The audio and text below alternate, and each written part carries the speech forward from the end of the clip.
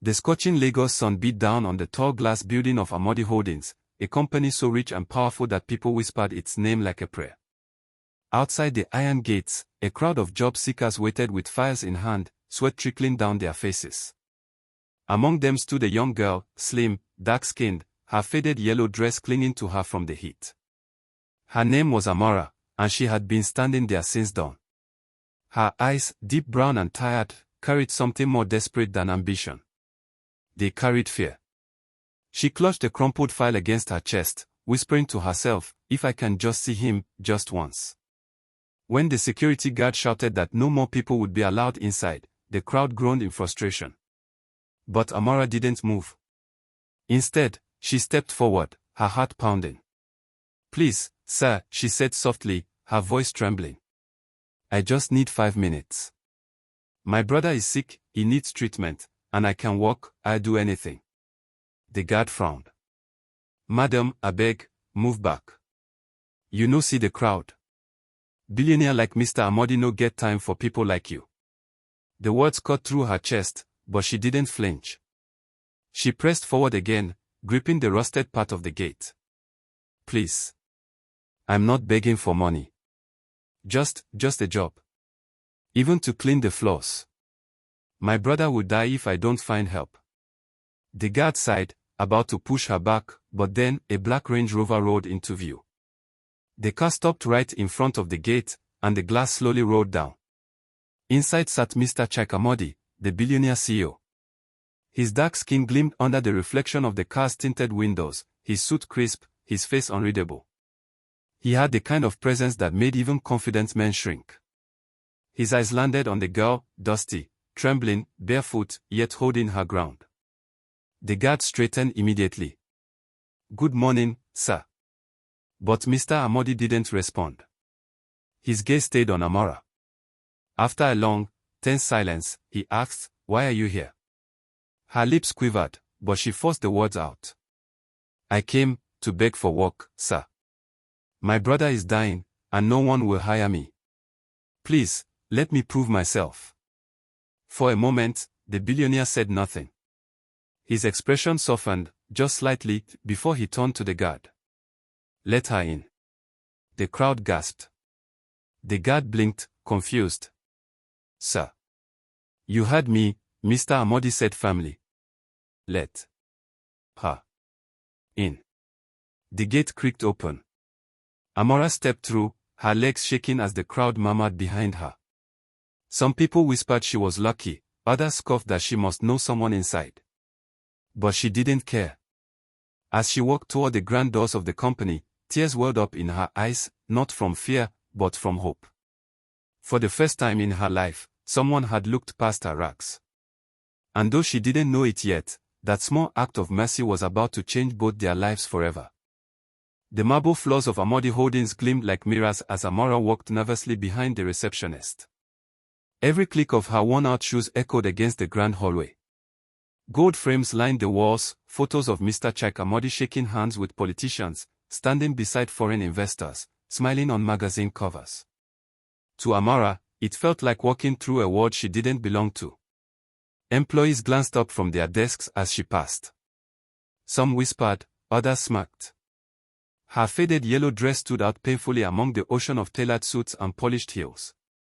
One woman, her dark skin glowing and her hair neatly packed in a bun, leaned toward a colleague and whispered loudly enough for Amara to hear. "Who brought this one in here? Cleaner position, I guess." The man beside her chuckled. "Looks like she lost her way to the charity home."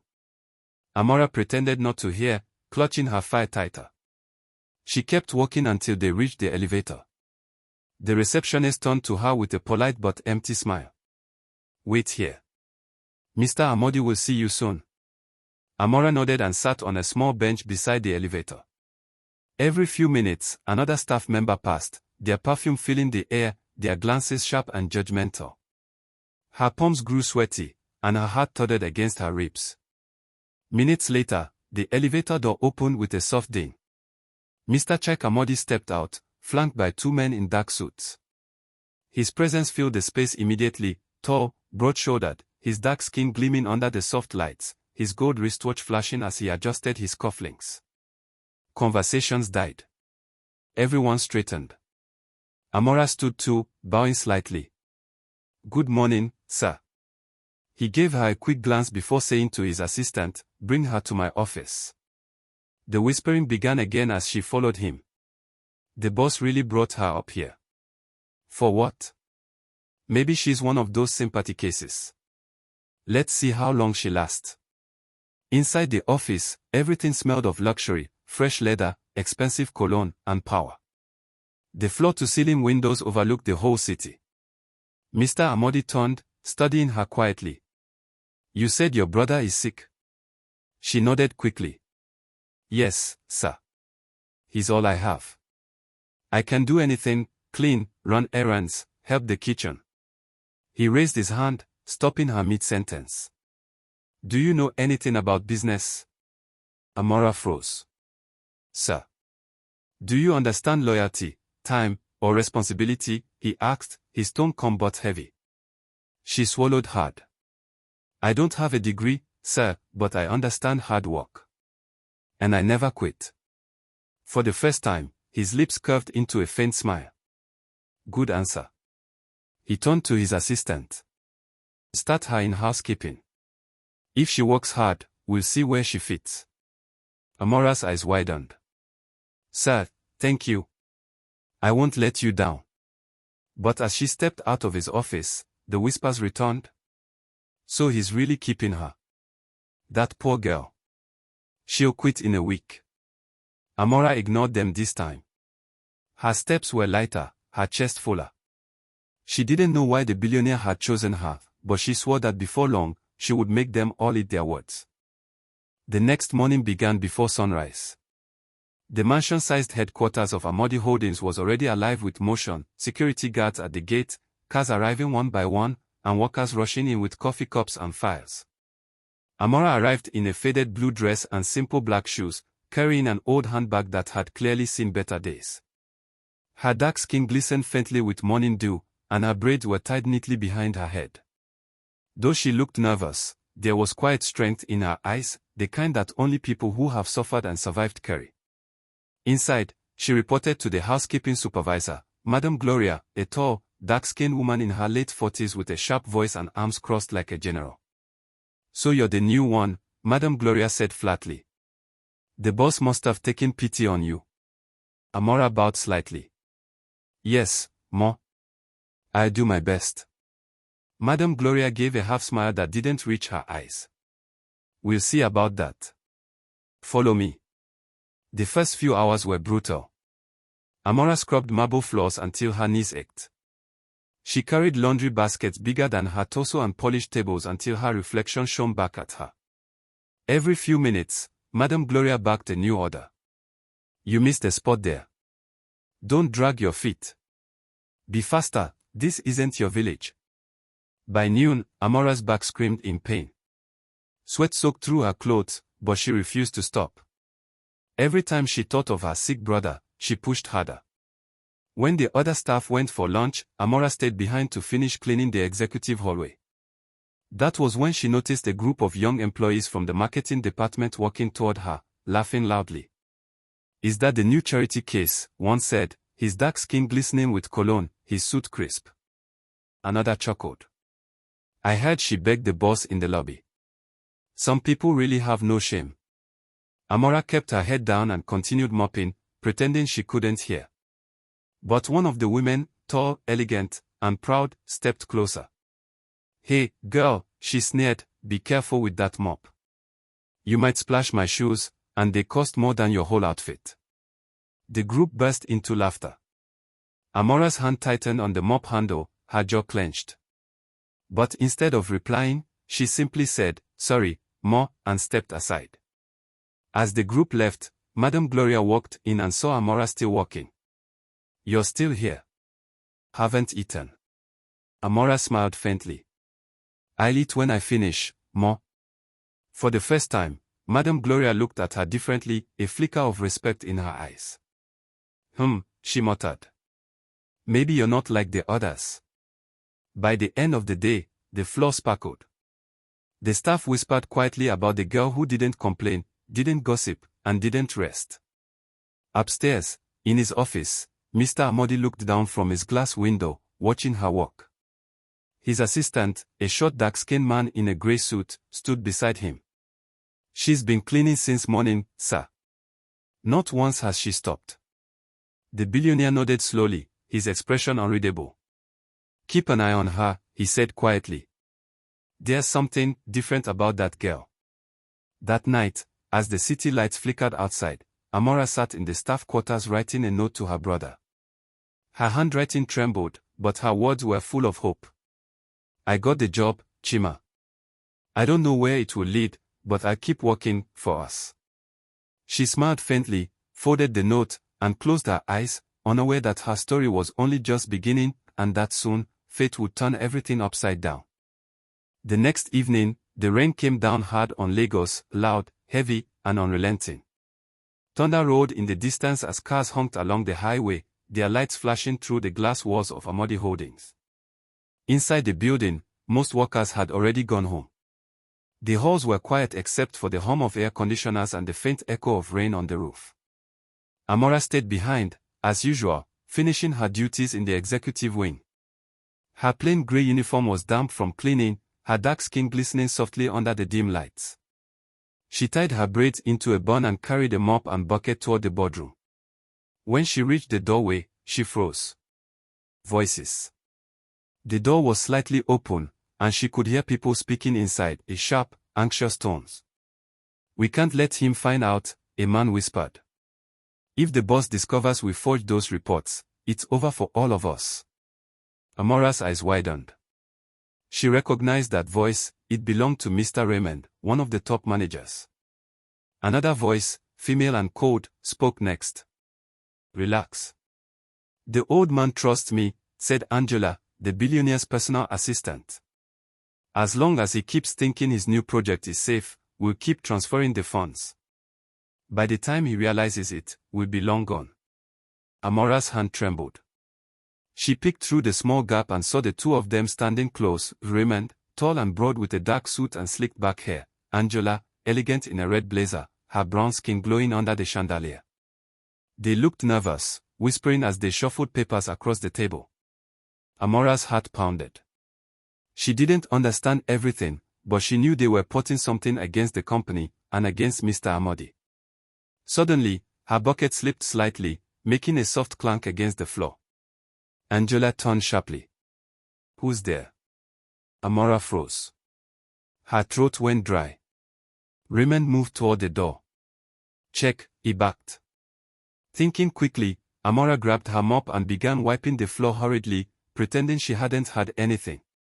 The door opened, and Raymond's sharp eyes landed on her. "What are you doing here at this hour?" Amora looked up nervously. Sorry, sir. I was asked to clean before locking up." Angela stepped forward, folding her arms. "You cleaners should know your place. Next time, stay away from where you don't belong." Amora nodded, murmuring, "Yes, Ma."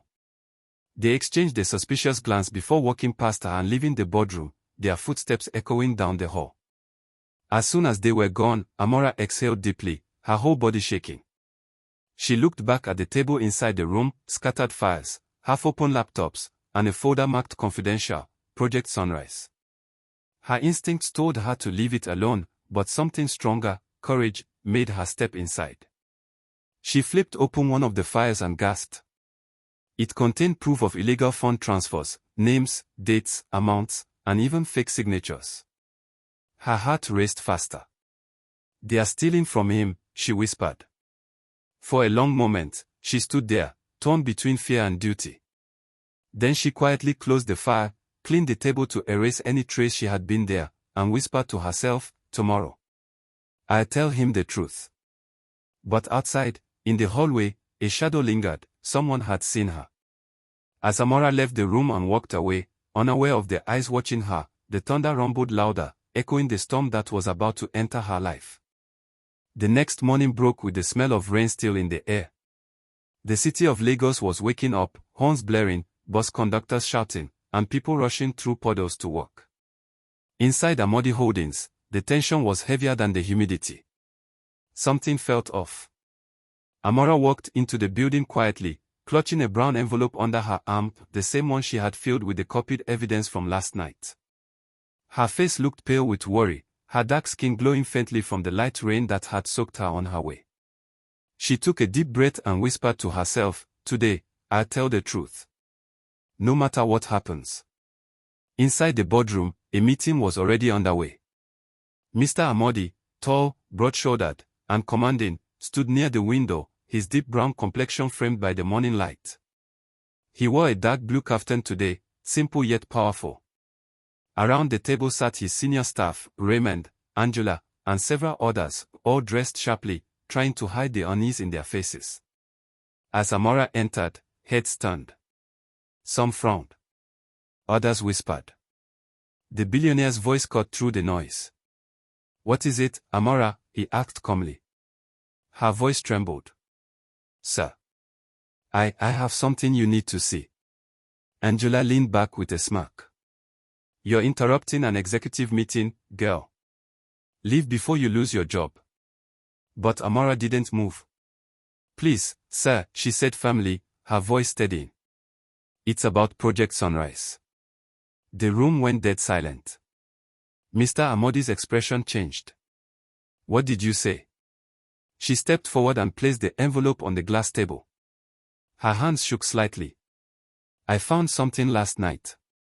People you trust, they've been stealing from you." Raymond immediately stood up, pretending to be angry. "That's nonsense. She's lying." Angela followed, her voice sharp. "Sir, this is outrageous. How can you believe a cleaner over your managers?"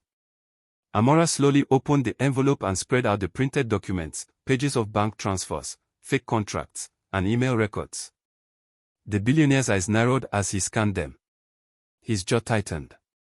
"Where did you get this?" he asked quietly. "I found them in the boardroom after hours," Amora replied. "I didn't want to believe it either, but I couldn't keep quiet." Angela's tone turned desperate. "Sir, she's framing us. Look at her, a poor girl trying to destroy what she doesn't understand." But Mr. Amodi wasn't listening. He turned to his IT head. "Verify these records. Now." Minutes passed. The room was filled only with the sound of typing and quiet whispers. Finally, the IT officer looked up, his face pale.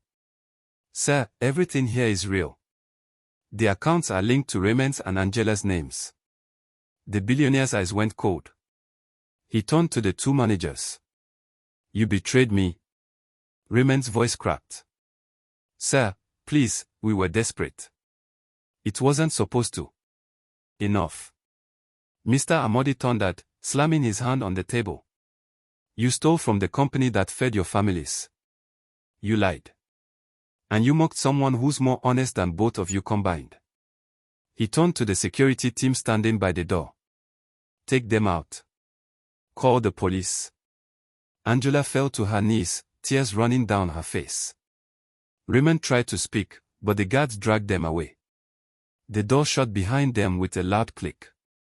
The room was silent again.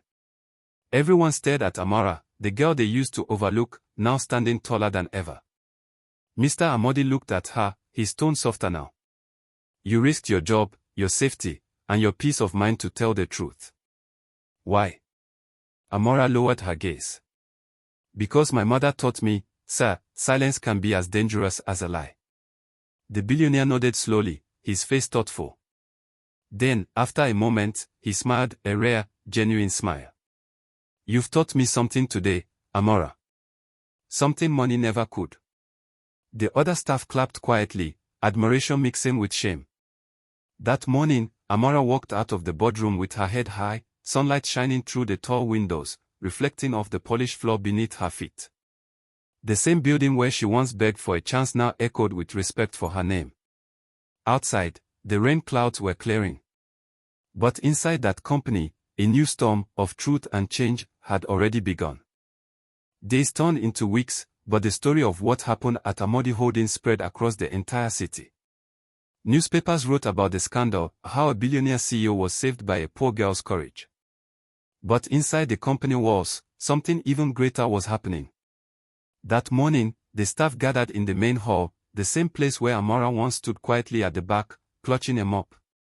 Now, she stood at the front beside Mr. Amodi, her dark brown skin glowing under the gentle light from the chandelier. She wore a simple cream-colored dress, clean and elegant, her braids neatly tied behind her head. The billionaire, tall and dignified in a white kaftan, stood beside her with a look of pride most had never seen on his face. The employees, all dressed in their best, dark-skinned men and women of different ages, watched in anticipation as he stepped forward to speak.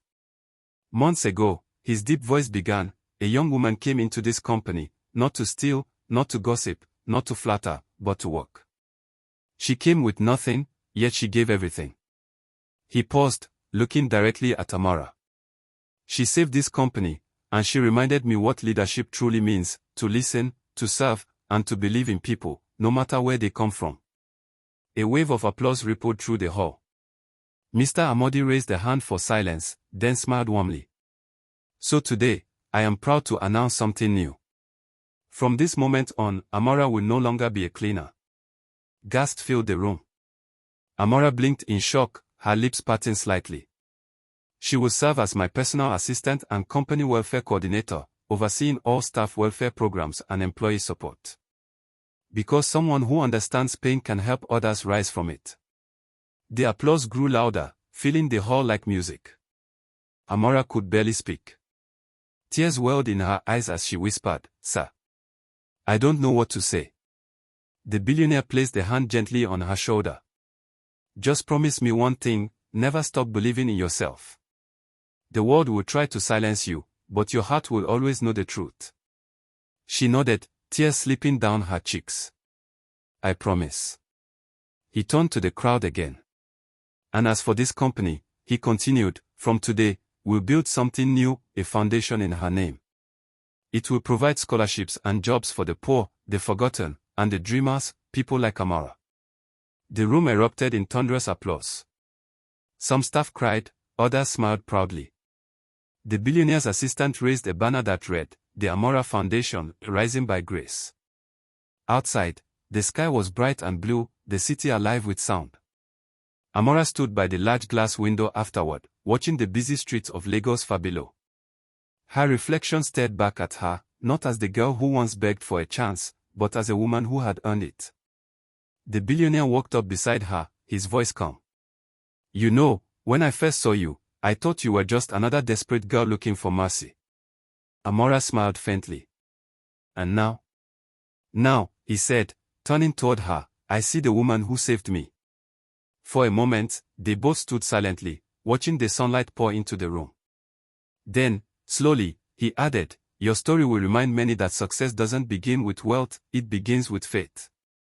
Amora looked out again at the glowing skyline and whispered softly, "And kindness." He smiled. "Yes, kindness most of all." As the camera panned across the smiling faces of the employees, the golden rays of the Lagos sun streamed through the windows, painting everything in light, a symbol of new beginnings. Sparkle's moral of the tale: never underestimate the power of a humble heart. The hands that clean the floor today may hold the keys to tomorrow's kingdom.